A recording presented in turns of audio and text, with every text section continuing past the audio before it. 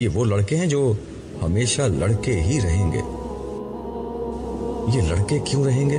ملازم اور خادم تو وہ بہتر ہوتا ہے جو زیادہ عمر کا ہو اور زیادہ سمجھ رکھتا ہو۔ میں نے ذہن میں آنے والا ایک اعتراض جڑ دیا۔ نہیں، ایسا نہیں ہے۔ یہ کم عمر ہونے کے باوجود بلا کے مزاج شناس ہوں گے۔ اہل جنت کی مجلسوں میں جب کسی جنتی کا مشروب ختم ہوگا تو یہ اس کی نظر دیکھیں گے اور بلا کچھ کہے سنے اس کے گلاس میں مطلوبہ شراب اتنی ہی مقدار میں ڈالیں گے جتنی اسے ضرورت ہوگی۔ اس لیے ان کی سمجھ بوجھ اور مزاج شناسی کی تو کوئی حد نہیں۔ البتہ انہیں لڑکوں کی شکل میں اس لیے رکھا جائے گا کہ جسمانی طور پر مستعد رہیں اور لمحہ بھر میں ہر خدمت بجا لائیں۔ ان کا لباس، شکل اور حلیہ انہیں ایسا بنا دے گا گویا محفل میں قیمتی موتی بکھرے ہوئے ہیں۔ ان کے ابدی طور پر کم عمر لڑکے بنائے جانے کی دوسری وجہ یہ ہے کہ ان کو کبھی ازدواجی تعلق کی ضرورت نہ ہو، جبکہ حوریں مکمل شباب کی عمر کو پہنچی ہوئی لڑکیاں ہوں گی اور اہل جنت کی بیویاں ہوں گی۔ کیا حوریں اور غلمان اہل جنت کے لیے خاص طور پر تخلیق کیے جائیں گے؟ یہ ایک لمبی کہانی ہے۔ ہمارے پاس وقت کی کون سی کمی ہے؟ یہ لمبی کہانی بھی سناتے جاؤ۔ سنو، آج کا دن انسانوں کا پہلا محشر نہیں ہے۔ کیا مطلب؟ کیا قیامت پہلے بھی آ چکی ہے؟ قیامت تو پہلے نہیں آئی، البتہ اول تا آخر سارے انسان ایک دفعہ پہلے بھی پیدا کیے جا چکے ہیں۔ تمہارا اشارہ عہد الصد کی طرف ہے؟ ہاں، مگر اس سے قبل اللہ تعالیٰ نے تمام مخلوقات کے سامنے یہ موقع رکھا تھا کہ وہ جنت میں اللہ تعالیٰ کی ابدی رفاقت کا شرف حاصل کر لیں، لیکن اس کے لیے انہیں دنیا میں کچھ وقت ایسے گزارنا ہوگا کہ خدا ان کے سامنے نہیں ہوگا، صرف اس کے احکام ان کے سامنے آئیں گے اور انہیں بن دیکھے رب کی عبادت اور اطاعت کا راستہ اختیار کرنا ہوگا۔ زمین کی بادشاہی عارضی طور پر امانتاً اس مخلوق کو دے دی جائے گی اور اپنی بادشاہی کے زمانے میں اس مخلوق کو اپنے بارے میں یہ ثابت کرنا ہوگا کہ وہ صاحب اختیار بادشاہ ہونے کے باوجود بن دیکھے خدا کی اطاعت کے لیے تیار ہے۔ جس کسی نے اقتدار اور اختیار کی اس امانت کا درست استعمال کیا، اس کا بدلہ جنت میں خدا کی ابدی رفاقت ہوگی اور ناکامی کی صورت میں جہنم کا عذاب۔ تو پھر کیا ہوا؟ یہ ہوا کہ ساری مخلوقات ڈر کے پیچھے ہٹ گئیں، اس لیے کہ جنت جتنی حسین ہے، جہنم اتنی ہی بھیانک جگہ ہے۔ حشر کی سختی کو تو ابھی تم نے اپنی آنکھوں سے دیکھا ہے، اس کے بعد کون عقل مند اس امتحان میں کودنے کی کوشش کرتا؟ اور غالباً ہم جذباتی انسان اس امتحان میں کود پڑے۔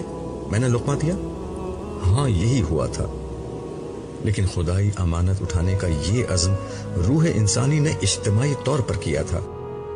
اس لیے خدا کے عدل کا تقاضا یہ تھا کہ ہر انسان کو پیدا کر کے براہ راست اس سے یہ معلوم کیا جائے کہ وہ کس حد تک اس امتحان میں اترنے کے لیے تیار ہے۔ عبداللہ، یہ اس لیے ہوا کہ تمہارا رب کسی پر رائی کے دانے کے برابر بھی ظلم نہیں کرتا، سو اس نے سب انسانوں کو پیدا کیا، سب کے سامنے اپنے پورے منصوبے کو رکھا۔ ظاہر ہے انسانوں کی اکثریت پہلے ہی اس مقصد کے لیے تیار تھی، اسی لیے وہ پورے شعور کے ساتھ اس امتحان میں کودنے کے لیے تیار ہو گئے۔ البتہ جن لوگوں نے یہ خطرہ مول لینے سے انکار کر دیا، ان سب کے بارے میں یہ فیصلہ ہوا کہ انہیں سن بلوغت تک پہنچنے سے قبل ہی مر جانے والے بچوں اور بچیوں کا کردار سونپ دیا جائے۔ یہی بچیاں اور بچے جنت کی بستی میں حور و غلمان بنا دیے جائیں گے اور باقی لوگ اس کڑے امتحان میں اترنے کے لیے تیار ہو گئے۔ ہاں، مگر اس میں بھی خدا کی کریم ہستی نے کمال عنایت کا مظاہرہ کیا تھا۔ تم جانتے ہو کہ دنیا میں سب کا امتحان یکساں نہیں ہوتا۔ یہ امتحان بھی اس روز ہر شخص نے اپنی مرضی سے چن لیا تھا۔ جو بہت زیادہ حوصلہ مند لوگ تھے انہوں نے نبیوں کا زمانہ چن لیا۔ ان لوگوں کا امتحان یہ تھا کہ ہر سو پھیلی گمراہی کے دور میں انبیاء کی تصدیق کر کے ان کا ساتھ تھے۔ ان کی کامیابی کے لیے اصل شرط یہ تھی کہ بدترین مخالفت میں بھی ثابت قدم رہے، اس راہ میں ہر مشکل کو برداشت کریں اور انبیاء کا پیغام آگے پہنچائیں۔ اس لیے ان کا اجر بھی بڑا رکھا گیا، مگر انہیں انبیاء کی براہ راست رہنمائی کی سہولت کی بنا پر کفر و انکار کی صورت میں عذاب بھی اتنا ہی شدید ہوتا۔ انہی لوگوں میں ایک طرف ابو بکر جیسے لوگ تھے اور دوسری طرف ابو لہب جیسے دشمنان حق۔ آزمائش کی دوسری سطح وہ تھی جس میں لوگوں نے امت مسلمہ اور نبیوں کے بعد ان کی امت میں شامل ہونے کا پرچہ امتحان چنا۔ ان لوگوں کا امتحان یہ تھا کہ بعد کے زمانے میں پیدا ہونے والی گمراہیوں، فرقہ واریت، بدعت، غفلت سے بچ کر شریعت کے تقاضوں کو ہر حال میں نبھاتے رہیں اور معاشرے کے خیر و شر سے لا تعلق ہونے کے بجائے لوگوں میں نیکی کو پھیلائیں اور انہیں برائی سے روکیں۔ یہ ذمہ داریاں ان پر اس لیے عائد کی گئیں کہ ان کے پاس انبیاء کی تعلیمات تھیں اور وہ پیدائشی مسلمان تھے جنہیں قبول اسلام کے لیے کسی کڑی آزمائش سے نہیں گزرنا پڑا۔ اس کا مطلب یہ تھا کہ عام انسانوں کے مقابلے میں ان کی رہنمائی زیادہ کی گئی، انہیں زیادہ اجر کمانے کا موقع دیے گئے، لیکن غفلت کی صورت میں ان کا حساب کتاب اتنا ہی سخت ہونا طے پایا۔ میرا اور دیگر مسلمانوں کا تعلق اسی گروہ سے تھا نا؟ ہاں، تم ٹھیک سمجھے۔ تیسرا گروہ ان لوگوں کا تھا جنہوں نے اپنا پرچہ امتحان بہت سادہ رکھا۔ یہ سارے لوگ نبیوں کی براہ راست رہنمائی کے بغیر پیدا کیے گئے اور ان کا پرچہ امتحان فطرت میں موجود ربانی ہدایت تھی، یعنی توحید اور اخلاق کا امتحان۔ انہیں عام مسلمانوں کی طرح نہ شریعت کے امتحان میں ڈالا گیا، نہ نبیوں کی رفاقت کے کڑے امتحان میں۔ ظاہر ہے کہ ان کا حساب کتاب سب سے ہلکا ہوگا، ان کے لیے شدید عذاب کا اندیشہ بھی کم ہے اور اجر کے مواقع بھی اسی تناسب سے کم ہے۔ اور انبیاء کا معاملہ کیا تھا؟ انہوں نے امتحان کا سب سے سخت پرچہ چنا، اس لیے ان کی رہنمائی براہ راست اللہ تعالیٰ کی طرف سے کی گئی اور اسی لیے ان کا احتساب کا معیار بھی سب سے زیادہ سخت تھا۔ تمہیں تو معلوم ہے کہ حضرت یونس کے ساتھ کیا ہوا تھا۔ انہوں نے کوئی گناہ نہیں کیا تھا، صرف ایک اجتہاد کیا تھا، لیکن دیکھو اللہ تعالیٰ نے انہیں کس طرح مچھلی کے پیٹ میں بند کر دیا۔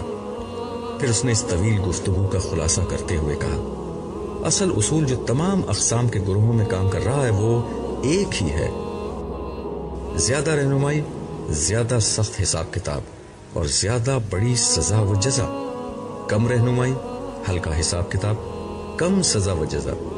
مگر کسی انسان کا تعلق کسی گروہ سے ہے، اس کا انتخاب انسانوں نے خود کیا ہے، اللہ تعالیٰ نے نہیں۔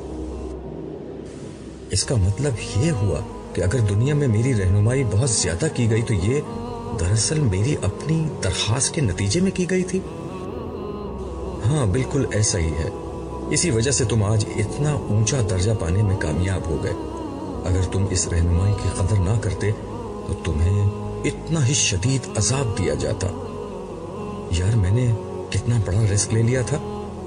یہی تمہاری دنیا کا اصول تھا، نو رسک نو گین۔ مجھے اس لمحے احساس ہوا کہ میں نے کیا پا لیا ہے اور کس خطرے سے نکل گیا ہوں۔ میں بے اختیار سجدے میں گر گیا۔ دیر تک میں اپنے رب کا شکر ادا کرتا رہا جس نے مجھے اس عظیم امتحان میں سرخرو کر دیا تھا۔ اتنے میں صالح نے میری پیٹھ تھپکتے ہوئے مجھ سے کہا، عبداللہ اٹھو۔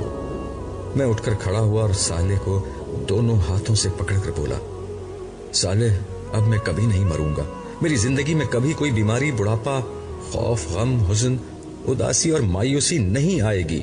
میرا دل چاہ رہا ہے کہ میں اچھلوں، کودوں، ناچوں، قہقہے لگاؤں اور پوری دنیا کو چیخ چیخ کر بتاؤں کہ لوگوں میں کامیاب ہو گیا، لوگوں میں کامیاب ہو گیا۔ آج سے میری بادشاہت شروع ہوتی ہے، آج سے میری زندگی شروع ہوتی ہے۔ صالح خاموشی سے مسکراتے ہوئے مجھے دیکھتا رہا۔ میرے خاموش ہونے پر وہ بولا، زندگی تو شروع ہوگی، ابھی تو ہمیں واپس حشر میں لوٹنا ہے، بہت سے احوال دیکھنے ہیں۔ خدا نے تمہیں بڑا غیر معمولی موقع دیا ہے، آؤ میدان حشر میں چلتے ہیں۔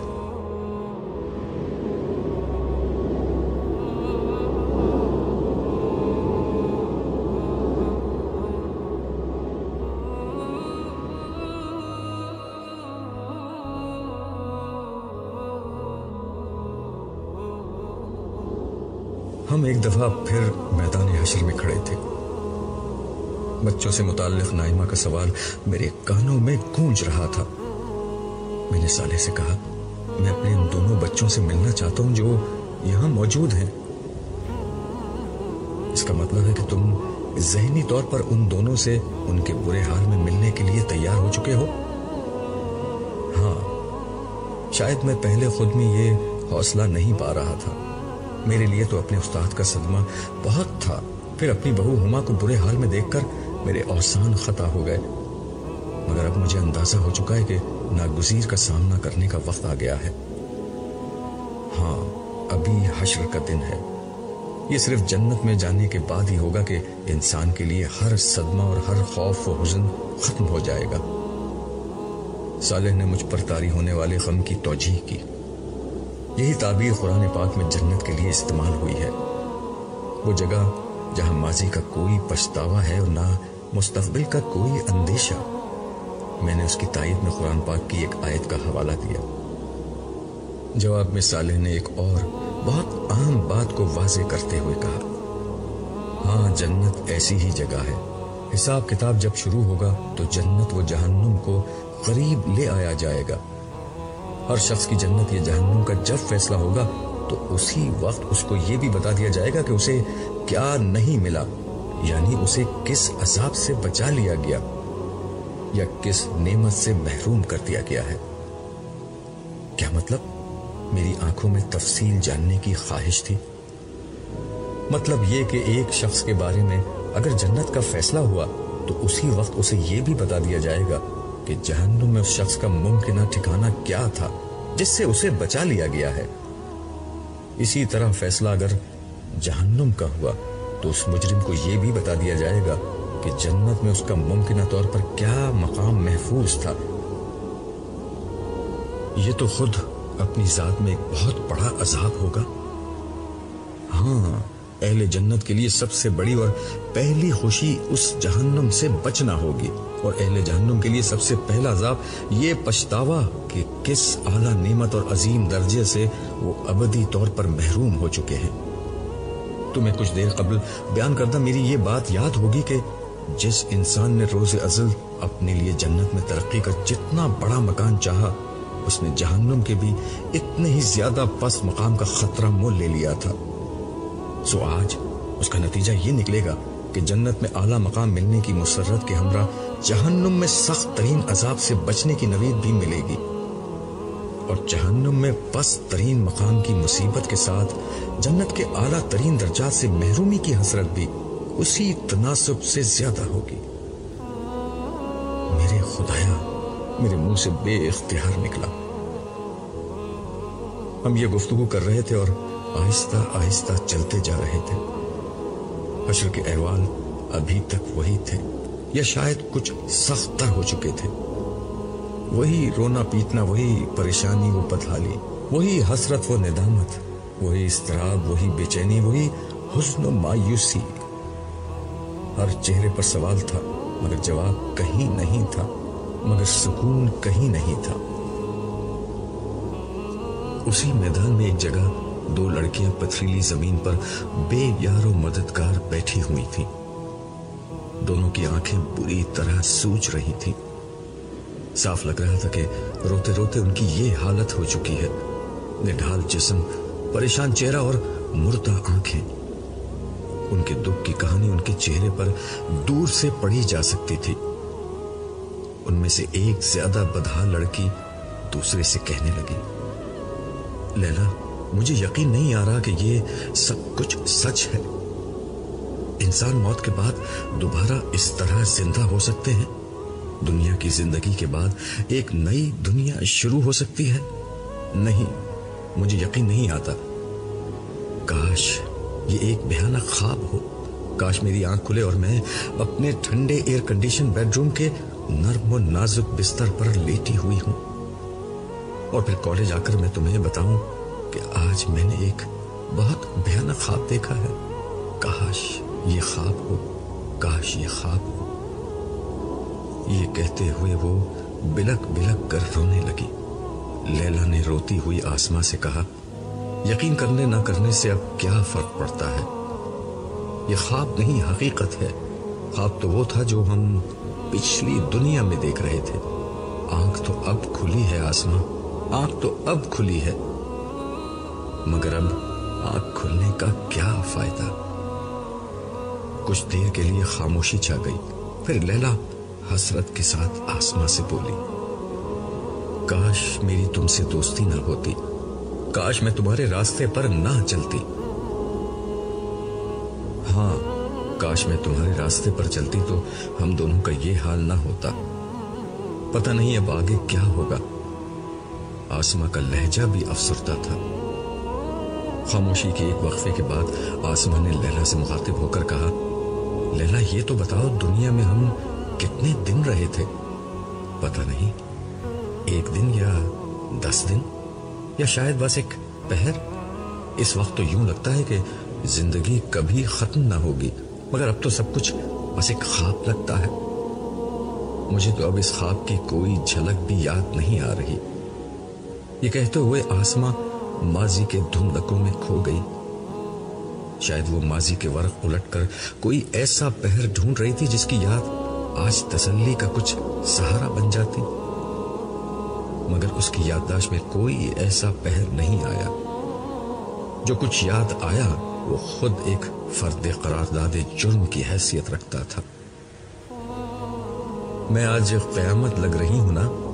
آسماں نے ایک ادا سے جسم کو لہرایا اور کسی ماڈل کے انداز میں 2 قدم چل کر لیلا کے سامنے کھڑی ہو گئی۔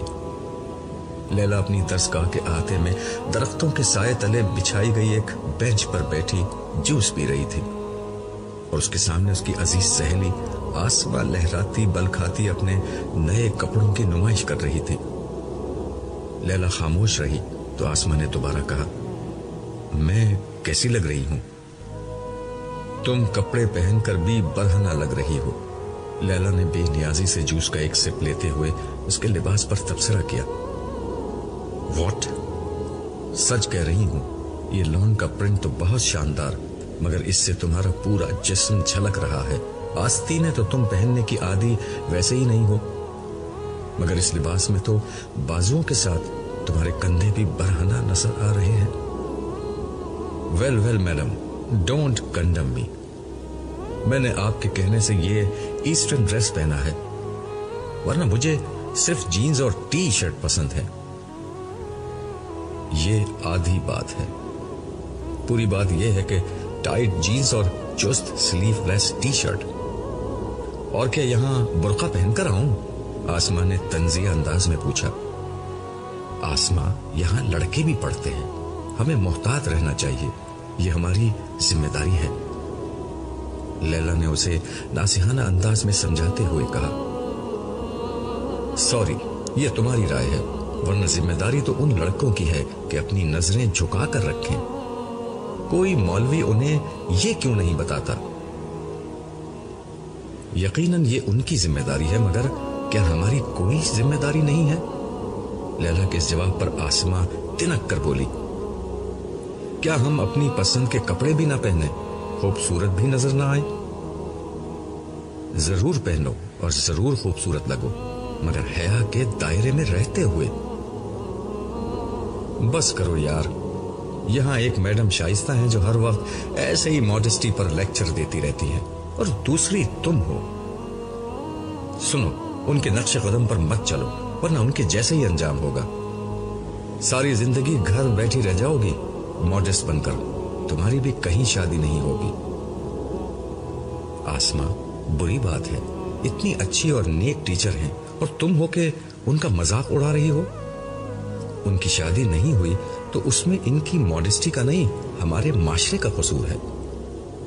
ارے چھوڑو یار یہ فضول بحث۔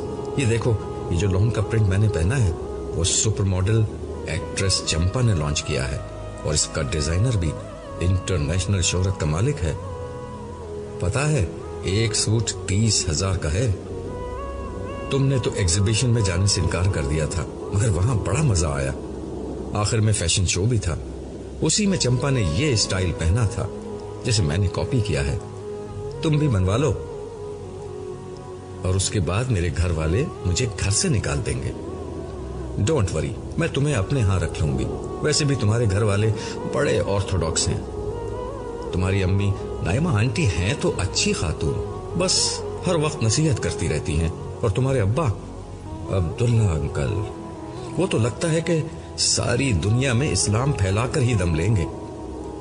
ऐसे ही तुम्हारे बाकी बहन भाई हैं, बस एक तुम्हारे बड़े भाई जमशेद ही ढंग के हैं, इसीलिए शायद तुम लोगों के साथ नहीं रहते।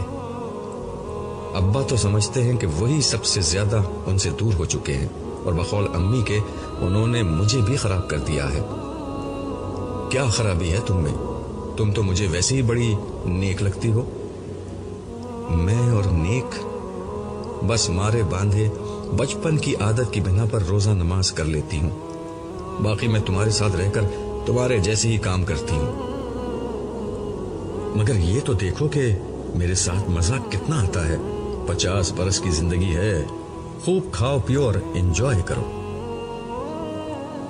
हाँ, तुम्हारे साथ मजा तो आता है, मगर अब्बू कहते हैं कि आखिरत में अगर एक दिन के लिए भी पकड़ हो गई तो वहां का एक दिन हजारों बरस का होता है। उसमें 50 साल जिंदगी का सारा नशा हरन हो जाएगा। उनकी तरबियत से मेरी अम्मी, बहनें और भाई अनवर सभी नेकी की जिंदगी गुजारते हैं। Don't talk about them. वो नेकी की नहीं, बोरियत की जिंदगी गुजारते हैं। इस बोर जिंदगी के तसव्वुर से मुझे वहशत होती है। मैंने इसीलिए तुम्हारे घर जाना अब कम कर दिया है। हर वक्त जन्नत की बातें, हर वक्त आखिरत और नेकी की बातें। इबादत करो, नमाज पढ़ो, रोजा रखो, दुपट्टा सीने पे रखो, sir ढांको। I don't like these rubbish. आसमा की इस बात से लैला के चेहरे पर कुछ नागवारी के आसार जाहिर हुए। वो बोली, ऐसा मत कहो आसमा, मेरे घर वालों ने तुमसे कभी कुछ नहीं कहा। वो बेचारे जो करते हैं खुद करते हैं या मुझे तलकीन करते हैं, तुमसे तो कुछ नहीं कहते। सिर्फ एक दफा मेरे अब्बा ने तुमसे ये कहा था कि बेटा तुम मेरी बेटी की सहेली हो।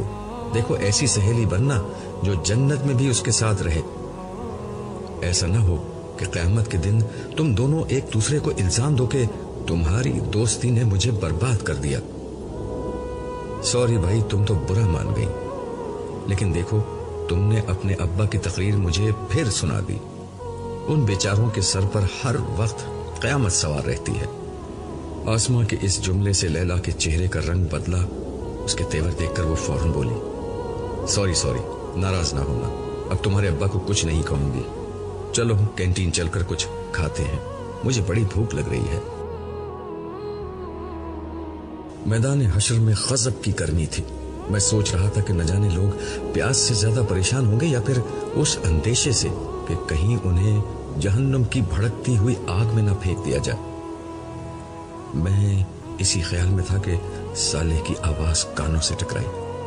अब्दुल्ला, तैयार हो जाओ, मैं तुम्हें तुम्हारी बेटी से मिलवाने ले जा रहा हूं। बेअख्तियार मैंने अपना निचला होंठ अपने दांतों में दबा लिया।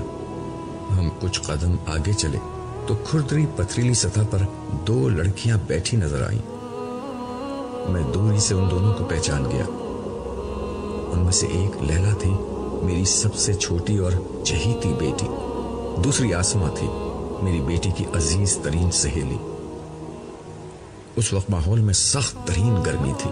लोगों के बदन से पसीना पानी की तरह बह रहा था। भूख तो परेशानी के आलम में उड़ चुकी थी, मगर प्यास के अजाब ने हर शख्स को परेशान कर रखा था। ये दोनों भी प्यास से निढाल बैठी थी। आसमा की हालत बहुत खराब थी और प्यास की शिद्दत के मारे वो अपने बाजू से बहता हुआ अपना पसीना चाट रही थी। जाहिर है उससे प्यास क्या बुझती।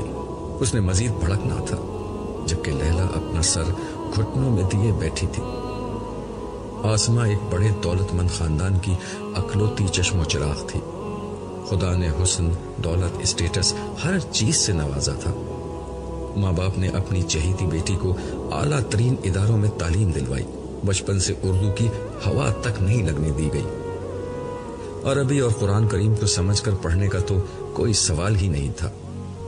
इंग्लिश मीडियम स्कूलों का इतना असर था कि बच्ची अंग्रेजी अंग्रेजों से ज्यादा अच्छी बोलती थी, मगर ऐसे स्कूलों में जबानदानी के तौर पर नहीं, बल्कि एक برتر تہذیب کی غلامی کے احساس میں سیکھی جاتی ہے۔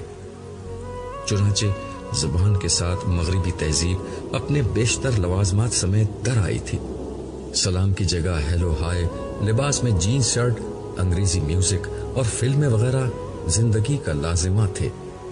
تاہم عاصمہ خاندانی طور پر نو دولتی پس منظر کی نہیں بلکہ خاندانی رئیس تھی، اس لیے کم از کم ظاہر کی حد تک ایک درجے کی تہذیب و شرافت، بڑوں کا ادب لحاظ اور رکھ رکھاؤ پایا جاتا تھا۔ اسی لیے میں نے اس دوستی کو گوارا کر لیا تھا کہ شاید لیلا کی صحبت سے عاصمہ بہتر ہو جائے۔ لیلا سے اس کی دوستی کالج کے زمانے میں ہوئی۔ معلوم نہیں دونوں کے مزاج اور کیمسٹری میں کیا چیز مشترک تھی کہ پس منظر کے اعتبار سے کافی مختلف ہونے کے باوجود کالج کی رفاقت عمر بھر کی دوستی میں بدل گئی۔ مگر بدقسمتی سے اس دوستی میں عاصمہ نے لیلا کا اثر کم قبول کیا اور لیلا نے اس کا اثر زیادہ قبول کر لیا۔ لیلا میری بیٹی ضرور تھی مگر بدقسمتی سے وہ میری جیسی نہ بن سکی۔ مجھ سے زیادہ وہ اپنے سب سے بڑے بھائی جمشید کی لاڈلی تھی، وہی بھائی جو میرا پہلوٹی کا بیٹا تھا اور اسی کی طرح میدان حشر میں کہیں بھٹک رہا تھا۔ ایک طرف بڑے بھائی کا لاڈ پیار اور دوسری طرف عاصمہ کی دوستی۔ یہ عاصمہ اکلوتی ہونے کے ناطے خود والدین کی لاڈلی اور ناز و نعم میں پلی بڑی تھی۔ نتیجہ یہ نکلا کہ آج حشر کی اس خواری میں سے اسے اپنا حصہ وصول کرنا پڑ رہا تھا۔ میرے زمانے کی بیشتر اولادوں کو ان کے والدین کے لاڈ پیار نے برباد کر کے رکھ دیا تھا۔ اولاد ہر دور میں والدین کو محبوب رہی ہے۔ میرے زمانے میں یہ عجیب سانحہ رونما ہوا تھا کہ ماں باپ اپنے بچوں کے عشق میں اس طرح گرفتار ہوئے کہ خود ان کے کھلونے بن گئے۔ شاید یہ کم بچوں کا اثر تھا۔ پہلے ہر گھر میں 8-10 بچے ہوتے تھے، اس لیے والدین ایک حد سے زیادہ بچوں پر توجہ نہیں دیتے تھے۔ مگر میرے زمانے میں والدین کے 2-3 ہی بچے ہوتے تھے اور ان کی زندگی کا واحد مقصد یہی بن گیا تھا کہ اولاد کے لیے سارے جہاں کی خوشیاں سمیٹ کر لاتے۔ وہ ان کے ناز نخرے اٹھاتے، ان کی تربیت کے لیے ان پر سختی کرنے کو برا سمجھتے، ان کی ہر خواہش پوری کرنے کو اپنا مقصد بنا لیتے، ان کو بہترین تعلیم دلوانے کے لیے اپنا سب کچھ لٹا دیتے، یہاں تک کہ ان کے بہتر مستقبل کی خاطر ان کو دوسرے ملکوں میں تعلیم کے لیے بھیج دیتے، اور آخرکار یہ بچے بوڑھے والدین کو چھوڑ کر ترقی یافتہ ممالک میں سیٹ ہو جاتے۔ یہ نہ بھی ہو تب بھی نئی زندگی میں ماں باپ کا کردار بہت محدود تھا، لیکن ماں باپ اس سب کے باوجود بہت خوش تھے۔ والدین کے نزدیک دین کی بنیادوں سے بچوں کو واقف کرانے سے زیادہ اہم یہ تھا کہ بچوں کو منہ ٹیڑھا کر کے انگریزی بولنا سکھا دیں۔ ایمان و اخلاق کی تعلیم دینے سے زیادہ ضروری یہ تھا کہ انتہائی مہنگے تعلیمی اداروں میں اعلیٰ تعلیم دلوا دیں۔ خدا کی سچی محبت، اس کے بندوں سے محبت اور خلق کے خدا کی خیر خواہی کے بجائے اپنے والدین سے مفاد پرستی کی تعلیم حاصل کرتے۔ بچوں کو خاندان کے بزرگوں کے بجائے ٹی وی کی تربیت گاہ کے حوالے کیا جاتا، جہاں تہذیب و شرافت اور اخلاق و شائستگی کے بجائے خواہش پرستی اور مادیت پسندی کا ایک نیا سبق ہر روز پڑھایا جاتا۔ آخرت کی کامیابی کے بجائے دنیا اور اس کی کامیابی کو اہم ترین مقصد بنا کر پیش کیا جاتا تھا۔ خدا، دین اور آخرت بس رسمی سی باتیں تھیں۔ دینداری کی آخری حد یہ تھی کہ کسی مولوی صاحب کے ذریعے سے بچے کو قرآن مجید ناظرہ پڑھوا دیا جاتا۔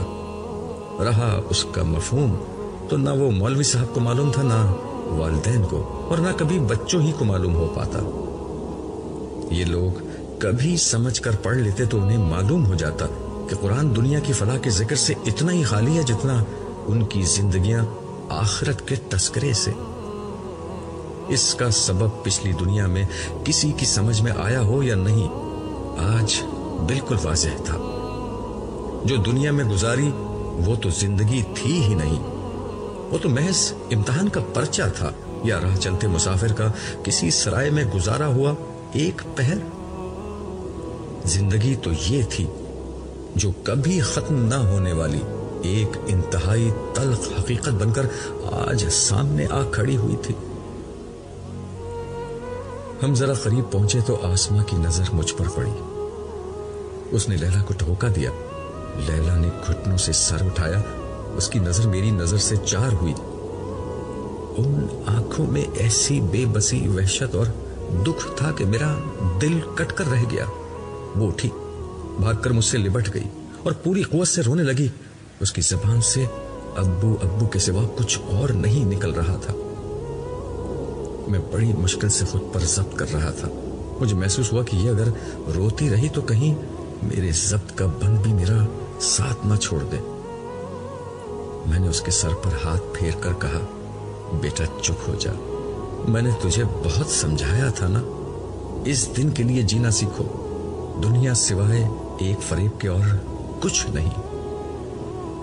हाँ, आप ठीक कहते थे, मगर मेरी आंखों पर पट्टी बंधी हुई थी। ये कहते हुए उसकी सिसकियों की आवाज और बुलंद हो गई। वो मेरे सीने से लगी हुई थी और मेरी नजरों के सामने से उसकी पैदाइश, बचपन, लड़कपन, जवानी और जिंदगी भर के तमाम मराहिल की तस्वीरें गुजर रही थी। कभी बिस्तर पर पड़ी हुई वो गुड़िया जिसके रोने से मैं बेचैन हो जाया करता था। कभी फ्रॉक पहनी हुई वो परी जिसकी एक एक अदा पर मैं जान निसार करता था। कभी स्कूल के यूनिफॉर्म में बैग लटकाए वो मासूम सी कली, कभी कॉलेज के यूनिफॉर्म में फूलों जैसी वो बच्ची, और कभी शादी के जोड़े में सजी मेरे दिल का वो टुकड़ा जो इस वक्त सरापा हसरत को यास की सूरत बने मेरे सीने से लगी तड़प रही थी। मुझे लगा जैसे मेरा दिल फट जाएगा। मैंने उसे बाजुओं से पकड़कर खुद से दूर कर दिया और अपना सर पकड़कर खड़ा हो गया। लैला सिसकती हुई आवाज में बोली, मुझे अपने घर वालों में से यहाँ और कोई नहीं मिला, ना शौहर, ना बच्चे, ना आप लोगों में से कोई मिला सिवाय भैया के। उनकी हालत बहुत खराब है अब्बू। वो बहुत बेकरारी से आपको ढूंढ रहे हैं। उन्हें बस आप ही से उम्मीद है। मैंने लैला की तरफ देखकर कहा, उस अहमक ने दुनिया में भी गलत उम्मीदें बांधी थी और अब भी गलत उम्मीद बांध रहा है। दुनिया में उसे अपने कारोबार, बीवी और बच्चों से सारी उम्मीदें थीं। उसका नतीजा वो अब भुगत रहा है और अब वो मुझसे उम्मीद लगा रहा है, हालांकि मैं कुछ भी नहीं कर सकता। इतने में आसमा भी हमारे करीब आकर खड़ी हो चुकी थी। मेरी आखिरी बात सुनकर वो बोली, अंकल, मुझे तो सारी उम्मीद आपसे थी, लेकिन अब आप भी ना उम्मीद कर रहे हैं। तुम्हें याद है आसमा, जब तुम लैला के साथ पहली दफा मेरे घर आई थी तो मैंने तुमसे क्या कहा था? मुझे याद है अब्बू, आपने उससे क्या कहा था? आसमा की जगह लैला ने जवाब दिया। आपने कहा था कि बेटा तुम मेरी बेटी की सहेली हो। देखो, ऐसी सहेली बनना जो जन्नत में भी उसके साथ रहे। ऐसा ना हो कि तुम दोनों खुदा को नाराज कर दो और किसी बुरी जगह तुम दोनों को साथ रहना पड़े। ऐसा ना हो कि क़यामत के दिन तुम दोनों एक दूसरे को इल्जाम दो कि तुम्हारी दोस्ती ने मुझे बर्बाद कर दिया। आखिरी जुमला कहते हुए लैला फिर रोने लगी। उसके साथ आसमा भी सिसकियां भरने लगी। मैंने गर्दन घुमाकर सालेह को देखा जो इस अरसे में खामोश खड़ा हुआ था। मेरा ख्याल था कि शायद वो कोई उम्मीद अफजा बात कह सके। मुझे अपनी तरफ मुतवज्जे देखकर वो कहने लगा, अब्दुल्ला, वैसे तो हर फर्द का मामला सिर्फ अल्लाह ताला के हाथ में है। इंसान का अमल अगर राई के दाने के बराबर था तब भी उसके नामाए आमाल में मौजूद होगा। हर अमल को आज परखा जाएगा। नियत, असबाब, मुहर्रिकात, हालात, अमल और उसके नताइज, एक एक चीज की जांच होगी। फरिश्ते, दरो दीवार, आज़ा, हर चीज गवाह बन जाएगी। यहां तक कि ये बिल्कुल मुतय्यन हो जाएगा कि हर अच्छा बुरा अमल किस जजा या सजा का मुस्तहिक है। नेकी का बदला 10 से 700 गुना तक, सबर और नुसरत दीन के लिए किए गए कामों का बदला बेहद हिसाब दिया जाएगा, जबकि बदी का बदला उतना ही दिया जाएगा जितनी बदी की होगी। अलबत्ता शिर्क, कत्ल, जना जैसे जराइम अगर नामाए अमाल में आ गए तो इंसान को तबाह कर देंगे। جبکہ مال یتیم کھانا، وراثت کا مال ہڑپ کرنا، تہمت لگانا وغیرہ جرائم اتنے خطرناک ہیں کہ ساری نیکیوں کو کھا کر انسان کو جہنم میں پہنچا سکتے ہیں۔ یہ سزا جزا کے عمومی ضابطے ہیں، ان کی بنیاد پر اللہ تعالیٰ عدل کے ساتھ فیصلہ کریں گے، اور یقین رکھو کہ کسی پر رائی کے دانے کے برابر ظلم نہیں ہوگا۔ تمہاری اولاد کے حوالے سے واحد امید افزا بات جو میں تمہیں پہلے ہی بتا چکا ہوں وہ یہ ہے کہ تمہارے جیسے سابقین کے علاوہ آج کے دن حساب کتاب کے ذریعے سے سچے اہل ایمان کی نجات کا معاملہ جلد یا بدیر ہو جائے گا۔ البتہ تم اپنی اولاد کو مجھ سے بہتر جانتے ہو کہ ان کی نجات کا امکان کتنا ہے۔ مجھے زیادہ پریشانی اپنے بیٹے کی ہے، میں نے جواب دیا۔ اس جواب میں میرے سارے اندازے، امیدیں اور اندیشے جمع تھے۔ میں نے مزید تبصرہ کیا، اسے پیسے کمانے، گاڑی، بنگلے اور دولت مند بننے کا بہت شوق تھا۔ یہ شوق جس کو لگ جائے اسے کسی بھی برے حال میں پہنچا سکتا ہے۔ اس کے بعد اکثر لوگ حلال اور حرام اور اچھے برے کی تمیز کھو بیٹھتے ہیں۔ اگر کسب حرام سے بچ بھی جائیں تو اسراف، غفلت، نمود و نمائش، بخل، تکبر اور حق تلفی جیسی برائیاں انسان کو احتساب الہی کی اس عدالت میں لا کھڑا کرتے ہیں جہاں نجات بہت مشکل ہو جاتی ہے۔ میری اس بات کا جواب غیر متوقع طور پر آسمہ نے دیا۔ یہ ساری باتیں لیلا مجھے بتاتی تھی، اس نے آپ کی کتابیں بھی مجھے پڑھنے کے لیے دی تھی، مگر مجھے اردو پڑھنی نہیں آتی تھی۔ میری بدقسمتی کہ میری ساری زندگی غفلت، دنیا پرستی، فیشن، نمود و نمائش، اسراف اور تکبر میں گزر گئی۔ مجھ پر حسین نظر آنے کا خط سوار تھا۔ میں نے لاکھوں روپے زیور، کپڑوں اور کاسمیٹکس میں برباد کر دیے، مگر غریبوں پر میں کبھی کچھ نہ خرچ کر سکی۔ کبھی کیا بھی تو اس کو بہت بڑا احسان سمجھا، حالانکہ اللہ نے ہمیں بہت مال و دولت عطا کیا تھا۔ یہی نہیں، مجھے جب غصہ آتا تھا تو میں بے دریغ اسے کمزور لوگوں پر اتارتی تھی۔ باحیا لباس پہننا میرے نزدیک غربت کی علامت تھی۔ چغلیاں، غیبت، عیب جوئی میرے لیے معمولی باتیں تھیں۔ یہ معمولی باتیں آج اتنا بڑا روگ بن جائیں گی، مجھے نہیں معلوم تھا۔ یہ کہہ کر ایک دفعہ پھر وہ پھوٹ پھوٹ کر رونے لگی۔ لیلا افسردہ لہجے میں بولی، اس کے امی ابو بہت برے حال میں ہم سے ملے ہیں، ان کے ساتھ پتہ نہیں کیا ہوگا۔ پھر وہ مجھے دیکھ کر بولی، ابو میرے ساتھ کیا ہوگا؟ یہ کہتے ہوئے اس کی آنکھوں سے آنسو جاری تھے۔ بیٹا انتظار کرو، امید یہ ہے کہ اب زیادہ دیر نہ گزرے گی کہ حساب کتاب شروع ہو جائے گا۔ اس وقت مجھے اللہ کی رحمت سے امید ہے کہ اتنی سختی اٹھانے کے بعد وہ تمہارے وہ گناہ معاف کر دے گا جو تم نے دنیا میں معمولی سمجھ کر کیے تھے۔ کاش ابو میں آپ کا راستہ اختیار کر لیتی۔ آپ نے مجھے بہت سمجھایا تھا کہ ایمان زبان سے کلمہ پڑھ لینے کا نام نہیں، خدا کی ہستی کو اپنی زندگی بنا لینے کا نام ہے۔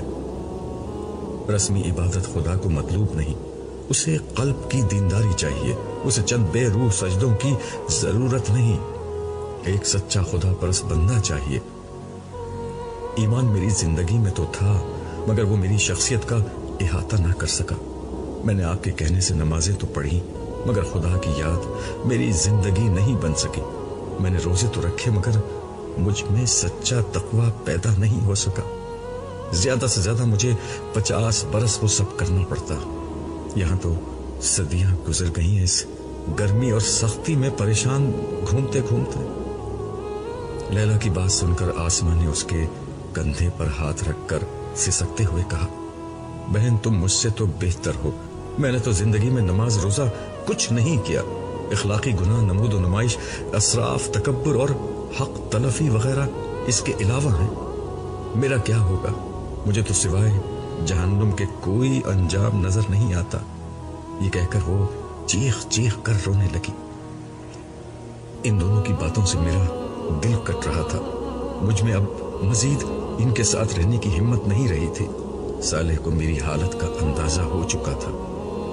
اس نے ان دونوں سے مخاطب ہو کر کہا، عبداللہ کو اب یہاں سے رخصت ہونا ہوگا۔ آپ دونوں یہاں بیٹھ کر اللہ تعالیٰ کے فیصلے کا انتظار کیجیے۔ زیادہ دیر نہ گزرے گی کہ حساب کتاب شروع ہو جائے گا۔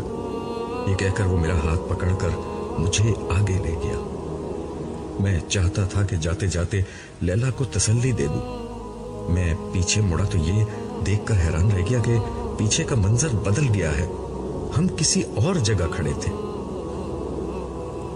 مگر جو لوگ یہاں ہیں ان کے ساتھ تو واقعی بہت برا معاملہ ہو رہا ہے۔ اپنے الفاظ کی تصحیح کر لو، برا نہیں ہو رہا، عدل ہو رہا ہے۔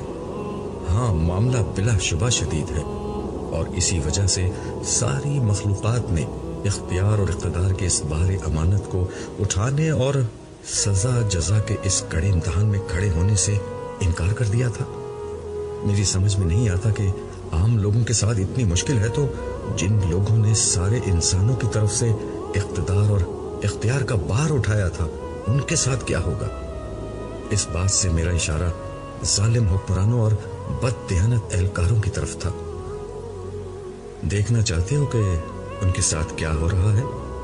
میں نے اس بات میں گردن ہلائی۔ سالے ایک سمت بڑھتے ہوئے بولا، ابھی تک تو ہم صرف اس علاقے میں گھوم رہے تھے جہاں وہ لوگ تھے جن کا حساب کتاب ہونا ہے۔ جس طرح سابقین کا معاملہ ہے کہ وہ عرش کے نیچے خدا کے انعامات میں کھڑے ہیں اور ان کا حساب کتاب نہیں ہونا، صرف رسمی طور پر ان کی کامیابی کا اعلان ہونا ہے، اسی طرح کچھ بدبخت ہیں جن کی بدعمالیوں کی بنا پر ان کی جہنم کا فیصلہ پہلے ہی ہو چکا ہے۔ ہم انہی کی سمت چل رہے ہیں۔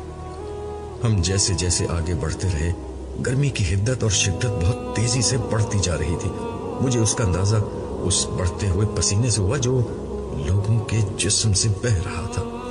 لوگوں کے جسموں سے پسینہ قطروں کی صورت میں نہیں بلکہ دھار کی شکل میں بہہ رہا تھا، مگر زمین اتنی گرم تھی کہ یہ پسینہ تپتی زمین پر گرتے ہی اس میں جذب ہو جاتا۔ پیاس کے مارے لوگوں کے ہونٹ باہر نکل آئے تھے اور وہ کسی طعن زدہ اور پیاسے اونٹ کی طرح ہانپ رہے تھے، مگر پانی کا یہاں کیا سوال۔ ان کے چہروں پر پریشانی سے کہیں زیادہ خوف کے سائے تھے۔ یہ خوف کس چیز کا تھا یہ بھی تھوڑی ہی دیر میں معلوم ہو گیا۔ اچانک لوگوں کے درمیان ایک عجیب ہلچل مچ گئی۔ لوگ ادھر ادھر بھاگنے لگے۔ مجمع چھٹا تو دیکھا کہ ایک آدمی کے پیچھے دو فرشتے دوڑ رہے ہیں۔ یہ ویسے ہی فرشتے تھے جیسے عرش کے سائے کی طرف جاتے ہوئے ہمیں نظر آئے تھے۔ ایک کے ہاتھ میں آگ کا کوڑا تھا اور دوسرے کے ہاتھ میں ایسا کوڑا تھا جس میں کیلیں نکلی ہوئی تھی۔ وہ آدمی ان سے بچنے کے لیے سر توڑ کوشش کر رہا تھا، مگر یہ فرشتے اس کا پیچھا نہیں چھوڑ رہے تھے۔ صاف نظر آ رہا تھا کہ فرشتے جان بوجھ کر اسے تھکا رہے ہیں۔ وہ اس کے قریب پہنچ کر اسے ایک کوڑا مارتے اور کہتے جا رہے تھے کہ اے حکمران، اٹھ اور اپنی مملکت میں چل۔ کوڑا پڑتے ہی وہ شخص چیختا چلاتا گرتا پڑتا بھاگنے لگتا، پھر وہ فرشتے اس کے پیچھے دوڑنے لگتے۔ مجھے ان موصوف کا تعارف حاصل کرنے کے لیے زیادہ انتظار نہیں کرنا پڑا۔ صالح نے خود ہی بتا دیا، یہ تمہارے ملک کے سربراہ مملکت ہیں۔ کچھ ہی دیر میں سربراہ مملکت آگ اور کیلوں والے کوڑے کھا کر زمین بوس ہو چکے تھے، جس کے بعد فرشتوں نے انہیں ایک لمبی زنجیر میں باندھنا شروع کیا جس کی کڑیاں آگ میں دہکا کر سرخ کی گئی تھیں۔ سربراہ مملکت بے بسی سے تڑپ رہے اور رحم کی فریاد کر رہے تھے، مگر ان فرشتوں کو کیا معلوم تھا کہ رحم کیا ہوتا ہے۔ وہ بے دردی سے انہیں باندھتے رہے۔ جب ان کا پورا جسم زنجیروں سے جکڑ گیا تو اتنے میں کچھ اور فرشتے آ گئے۔ پہلے فرشتے ان سے بولے، ہم نے سربراہ مملکت کو پکڑ لیا ہے، تم جاؤ اور ان کے سارے حواریوں اور درباریوں، خوشامدیوں اور ساتھیوں کو پکڑ لاؤ جو اس بدبخت کے ظلم اور بدعنوانی میں شریک تھے۔ چنانچہ مجمع میں بڑے پیمانے پر وہی ہلچل، بھاگ دوڑ اور مار پیٹ شروع ہو گئی۔ تھوڑی دیر میں ایک گروہ کثیر جس میں وزراء، امراء، مشیر، بیوروکریٹس، وڈیرے، جاگیردار، سرمایہ دار اور ہر طرح کے ظالم جمع تھے گرفتار ہو گیا۔ اس کے بعد ان فرشتوں نے سب کو سر کے بالوں سے پکڑ کر چہرے کے بل گھسیٹنا شروع کر دیا۔ وہ ہمارے قریب سے گزرے تو ان کی کھالوں کے جلنے کی بدبو ہر طرف فضا میں بکھری ہوئی محسوس ہوئی۔ اس بدبو کا احساس ہوتے ہی सालेह ने मेरी कमर पर हाथ रखा तो मेरी जान में जान आई। वो इनको हमारे सामने से खींचते हुए मजीद बाएं जानिब ले गए। मैं उनके घसीटे जाने के सबब जमीन पर बन जाने वाली लकीरों और उन पर पड़े खून के धब्बों को देखता रहा जो उनके जिस्मों से रस रहा था। ये इबरतनाक मंजर देखकर बे-इख्तियार मेरे लबों से एक आह निकली। मैंने दिल में सोचा, कहाँ गया इनका इख्तिदार, कहाँ गए वो ऐश व इशरत के दिन, कहाँ गए वो आलीशान महल, महंगे तरीन कपड़े, बैरूनी दौरे, शानदार गाड़ियां, अजमत कर्रोफर और शान व शौकत। इन लोगों ने कितने मामूली और आर्जी मजों के लिए कैसा बुरा अंजाम चुन लिया। सालेह बोला, ये सब जालिम, करप्ट और अय्याश लोग थे जिनकी हलाकत का फैसला दुनिया ही में हो चुका था।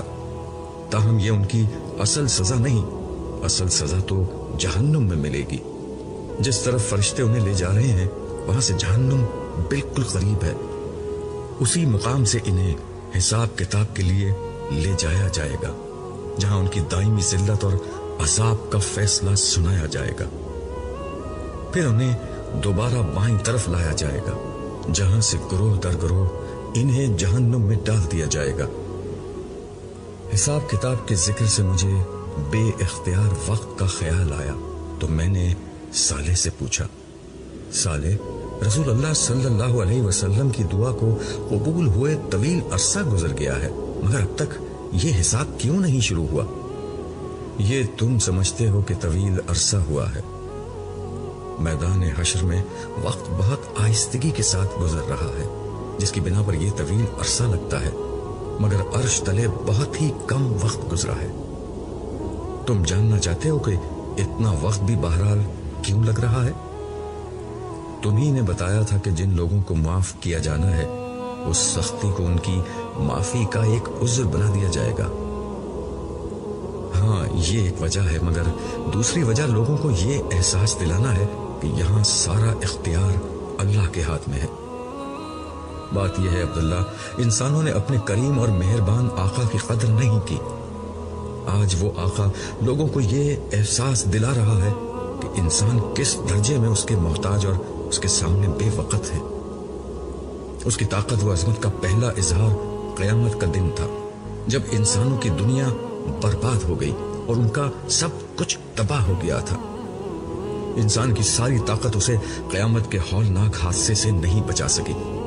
दूसरा मौका आज हश्र का दिन है, जब सबको मालूम हो चुका है कि खुदा के सामने किसी की कोई वक़्त नहीं है। तीसरा मौका अब आ रहा है, यानी हिसाब किताब का, जब अल्लाह ताला बराह रास्त आसमानों और जमीन का कंट्रोल अपने हाथ में ले लेंगे। तो क्या अभी तक ऐसा नहीं हुआ? नहीं, अभी तक ऐसा नहीं हुआ। अभी तक निज़ाम कायनात बज़ाहिर फरिश्ते चला रहे हैं और अल्लाह ताला सिर्फ उनको अहकामात दे रहे हैं। थोड़ी देर में वो सारे मामलात बराह रास्त खुद संभाल लेंगे, ताकि जिन्हों, इंसानों और फरिश्तों समेत हर मखलूक जान ले कि सारा इख्तियार और इख्तिदार सिर्फ अल्लाह ही के हाथ में है। सरे दस सारे आसमानों में बिखरी हुई कायनात जो लामुतनाही फासलों पर फैली हुई थी, उसको समेटा जा रहा है। तुम्हें तो मालूम है कि पिछली दुनिया में ये कायनात लम्हा ब लम्हा फैल रही थी। अब अल्लाह के हुक्म पर फासले सिमट रहे हैं और ये बेशुमार कहकशाएं, सितारे और सैयारे जो पूरी कायनात में फैले हुए हैं, दोबारा करीब आ रहे हैं। ऐसा क्यों है? मैंने हैरत से पूछा। ये इसलिए है कि अल्लाह ताला इन सबको अहले जन्नत में बतौर इनाम तकसीम कर देंगे। फिर उन जगहों पर अल्लाह के इनाम याफ्ता बंदों की बादशाही और इख्तिदार कायम हो जाएगा। कायनात को वापस समेटने का अमल ही वो चीज है जिसे कुरान करीम ने आसमानों को खुदा के दाहिने हाथ पर लिपेट लेने से ताबीर किया है। फिर सालेह ने आसमान की तरफ नजर की। उसकी पैरवी में मैंने भी ऊपर देखा। सूरज बदस्तूर दहक रहा था। मैंने पहली दफा ये बात नोट की कि चांद भी सूरज के करीब मौजूद था, मगर वो बेनूर हो चुका था और बहुत आहिस्तगी के साथ सूरज की तरफ बढ़ रहा था। ये देखकर सालेह ने कहा, آج آسمان و زمین بدل کر کچھ سے کچھ ہو چکے ہیں. زمین پھول کر بہت بڑی ہو چکی ہے اور یوں اس کے رقبے میں کئی گنا اضافہ ہو چکا ہے. مجھے یاد ہے کہ زمین کا قطر 25,000 کلومیٹر تھا، مگر اب اس میں کئی گنا اضافہ ہو چکا ہے. ساتھ ہی یہ زمین اب اس سے کہیں زیادہ حسین اور خوبصورت ہے جتنی پہلے تھی. اسرافیل نے 2 دفعہ سور پھونکا تھا. پہلی دفعہ سب کچھ تباہ ہو گیا تھا، جبکہ دوسرے سور پر انسانوں کو زندہ کر دیا گیا. ان دونوں کے بیچ میں اللہ تعالیٰ کے حکم سے زمین بڑی ہوئی اور فرشتوں نے اس پر اہل جنت کے لیے اعلیٰ ترین گھر، محلات، باغات اور ان کے سکون و تفریح کے لیے بہترین چیزیں اور تمہارے لیے ناقابل تصور حد تک حسین ایک نئی دنیا بنا دی ہے. ہر جنتی کو اس کا گھر اسی زمین میں دیا جائے گا اور اسے رہنے بسنے کے لیے بڑے بڑے رقبے دیے جائیں گے. زمین کے وسط میں دہکتے ہوئے آتش فشاں اور کھولتے پانی کے چشموں کے درمیان میں اہل جہنم کا ٹھکانہ ہوگا. میں نے اس کی بات کا خلاصہ کرتے ہوئے کہا، تم نے جو کچھ کہا ہے قرآن کریم کے بیانات سے مجھے اس کا پہلے ہی اندازہ تھا. قرآن کریم کے بیان سے یہ معلوم ہوتا ہے کہ زمین کے وارث خدا کے نیک بندے ہوں گے اور سطح زمین جنت میں بدل دی جائے گی جہاں اہل جنت کا ٹھکانہ ہوگا. زمین کے بیچ میں اہل جہنم ہوں گے، جبکہ آسمانوں میں موجود ستارے اور کہکشائیں بطور انعام و بادشاہی اہل جنت میں تقسیم ہوں گے. ویسے ان میں کیا ہوگا؟ اس کی تفصیل دربار والے دن سامنے آئے گی. دربار والی بات یاد ہے نا؟ ہاں، تم نے بتایا تھا کہ حساب کتاب کے بعد اہل جنت کی اللہ تعالیٰ کے ساتھ جو نشست ہوگی اس کا نام دربار ہے. اس نشست میں تمام اہل جنت کو ان کے مناصب اور مقامات رسمی طور پر تفویض کیے جائیں گے. یہ لوگوں کی ان کے رب کے ساتھ ملاقات بھی ہوگی اور مقربین کی عزت افزائی کا موقع بھی ہوگا. ہاں، اس روز انعام بھی دیا جائے گا اور کام بھی بتایا جائے گا. اتنی دیر میں بے نور چاند سورج میں ضم ہو چکا تھا. یہ دیکھ کر صالح بولا، آسمان پر موجود نشانیاں بدل رہی ہیں. چاند کا سورج میں ضم ہو جانا اسی کی ایک علامت ہے. اس کا مطلب یہ ہے کہ سارے آسمان سمیٹ لیے گئے ہیں. اب کسی بھی لمحے پروردگار عالم کا ظہور ہوگا اور وہ عدالت شروع ہو جائے گی جس کا انتظار تھا. اس وقت تمہیں اور ساری دنیا کو معلوم ہو جائے گا کہ اللہ جل جلالہ کس عظیم و اعلیٰ ہستی کا نام ہے. ابھی صالح کا جملہ ختم بھی نہیں ہوا تھا کہ ایک زوردار دھماکہ ہوا. سب لوگ لرز کر رہ گئے. آواز چونکہ آسمان کی جانب سے آئی تھی اس لیے ہر نگاہ اوپر کی طرف اٹھ گئی. میں اور صالح بھی لوگوں کے ساتھ اوپر دیکھنے لگے. ایک حیرت انگیز منظر سامنے تھا. آسمان میں شگاف پڑ چکا تھا اور تھوڑی ہی دیر میں وہ بادلوں کی طرح پھٹ کر ٹکڑے ٹکڑے ہو گیا. ان شگافوں کو دیکھ کر ایسا لگا کہ آسمان میں دروازے ہی دروازے بن گئے ہیں. ہر شگاف سے فرشتوں کی فوج در فوج زمین کی طرف اترنے لگی. ان کی تعداد اتنی زیادہ تھی کہ کسی قسم کی گنتی اور اندازہ محال تھا. فرشتوں کے مختلف گروہ تھے اور ہر گروہ کا انداز اور لباس بالکل مختلف تھا.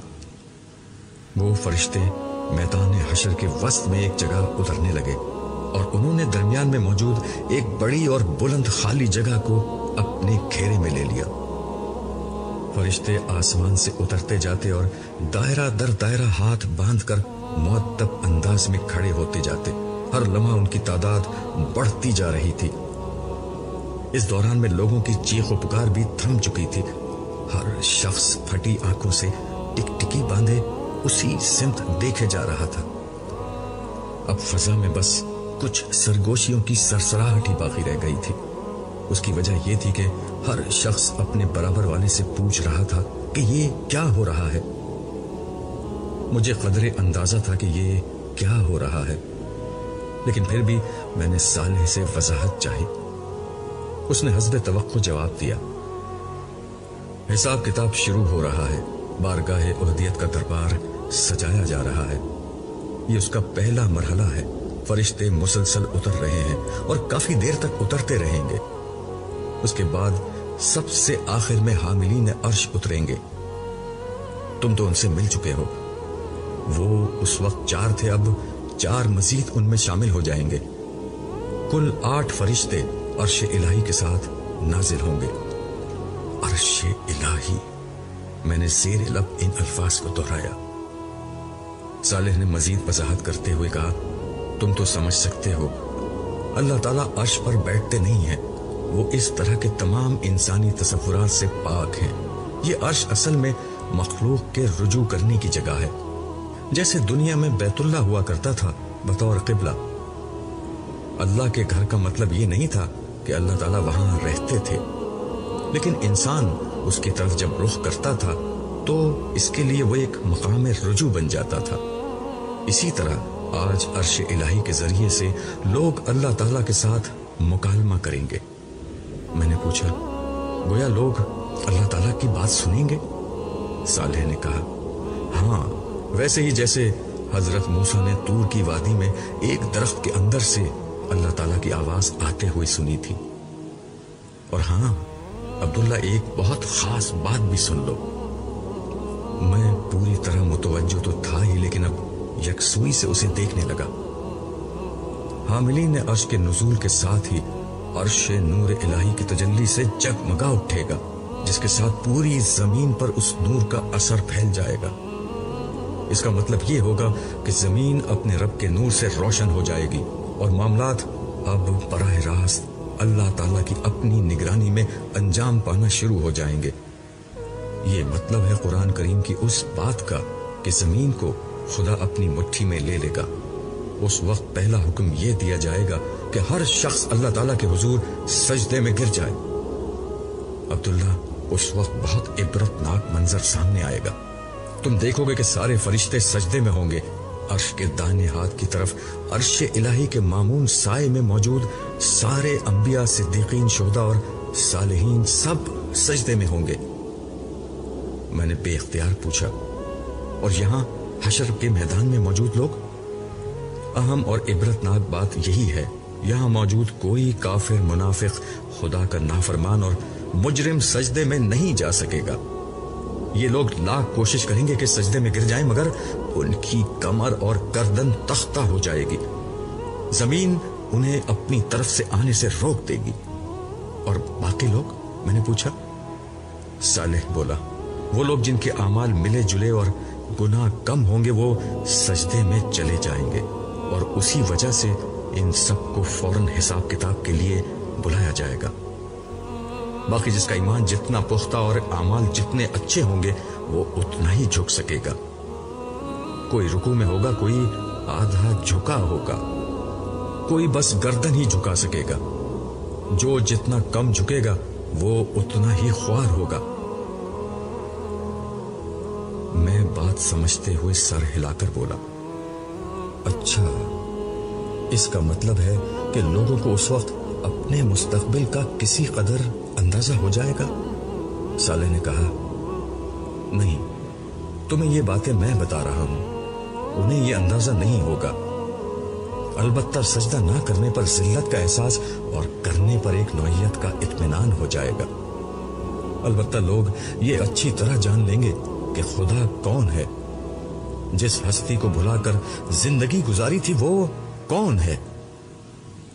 آج لوگوں کو معلوم ہو جائے گا کہ بادشاہوں کا بادشاہ کون ہے، شہنشاہوں کا شہنشاہ کون ہے، کون معبود برحق ہے، کون ہے جس کا اقتدار اس کائنات پر قائم ہے، کون ہے جس کے ہاتھ میں کل بھلائی اور تمام خیر ہے، کون ہے جس کے اشارے سے تقدیر بن اور بگڑ سکتی ہے، کون ہے جو ہر شخص سے ہر عمل کے بارے میں پوچھ سکتا ہے مگر اس سے اس کے فیصلے کے بارے میں کچھ نہیں پوچھا جا سکتا، کون ہے جو ہر حمد، ہر شکر، ہر قیام، ہر رکوع، ہر سجدے، ہر نیاز، ہر عاجزی، ہر محبت، ہر تسبیح، ہر تکبیر کا مستحق ہے.